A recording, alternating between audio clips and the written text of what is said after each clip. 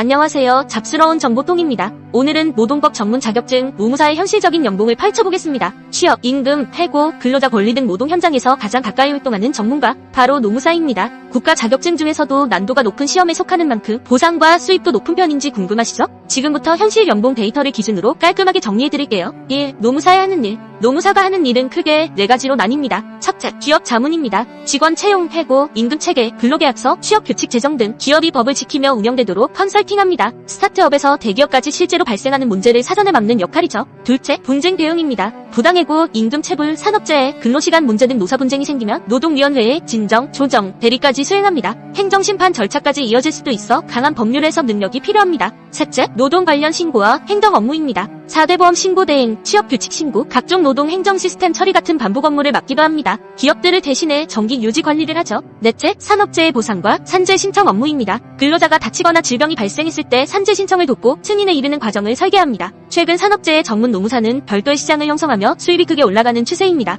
2. 취업 노무사 vs 개업 노무사 연봉 차이. 노무사는 크게 2가지로 나뉩니다. 회사에 소속되어 고정급여를 받는 취업 노무사, 그리고 사무실을 차려 독립적으로 영업하는 개업 노무사입니다. 먼저 취업 노무사, 노무법인, 공공기관, 기업 인사팀 등에 들어갑니다. 초봉은 보통 4천만원대 중반에서 5천만원 초반 정도가 많습니다. 경력 3부터 5년이면 6천만원 이상도 가능합니다. 대기업 인사 직무에 들어가는 경우 연봉 7천만원, 9천만원대까지 형성되기도 합니다. 다만 승진 구조와 담당하는 업무 범위가 제한적일 수 있고 수입 상승폭은 상대적으로 안정적이지만 폭발적이지는 않습니다. 반면 개업 노무사는 수입의 편차가 매우 큽니다. 개업 초반은 2천만원, 3천만원대까지도 떨어지는 경우가 흔합니다. 고객 기반이 없으면 고정 수입이 거의 없기 때문입니다. 하지만 자리 잡으면 수입은 급격하게 올라갑니다. 연 매출 1억 3억대는 비교적 일반적인 구간이고, 대형 노무법인 파트너 노무사나 산재 전문, 기업 대형 자문 대행을 하는 경우 연 매출 5억 이상도 실제 사례로 존재합니다. 그만큼 리스트와 보상이 극단적입니다. 3. 분야별 수익 구조. 노무사라고 해서 수입 구조가 모두 같지 않습니다. 어떤 분야를 전문화하느냐에 따라 연봉 체감이 완전히 달라집니다. 첫 번째, 기업 상시 자문.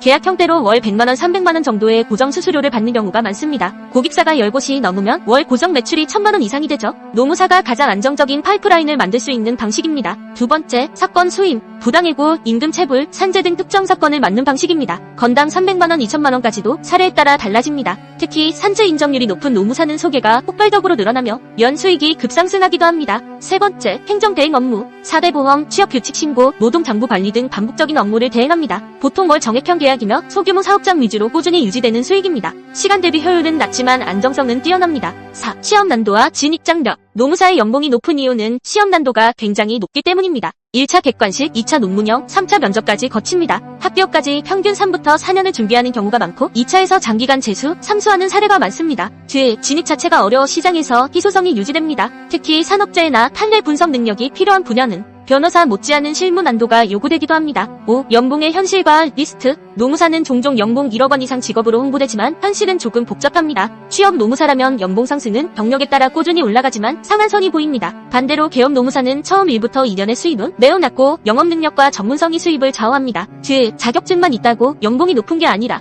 고객 확보, 사건 처리 경험, 노사 법률 이해, 네트워크 등 실무 능력 전체가 수입을 결정합니다. 6. 결론. 노무사의 연봉은 한 줄로 정리할 수 없습니다. 취업 노무사는 안정적이고 평균 이상, 개업 노무사는 촉이 낮지만 성장폭이 매우 크며 고소득 가능성도 높습니다. 노사 관계가 복잡해지고 산업재해의 이슈가 늘어나는 시대, 노무사의 시장은 커지고 있고 전문성이 강할수록 파이가 커지는 구조입니다. 노동법 전문가로서 사람과 기업 사이의 문제를 해결하는 직업, 그만큼 책임도 크고 보상도 큰 직업이 바로 노무사입니다. 당신이 선택한다면 연봉뿐 아니라 지속적인 학습과 실무 경험이 필수라는 점 잊지 마세요. 오늘도 영상이 유익하셨다면 구독과 좋아요 부탁드려요. 잡스러운 정보통.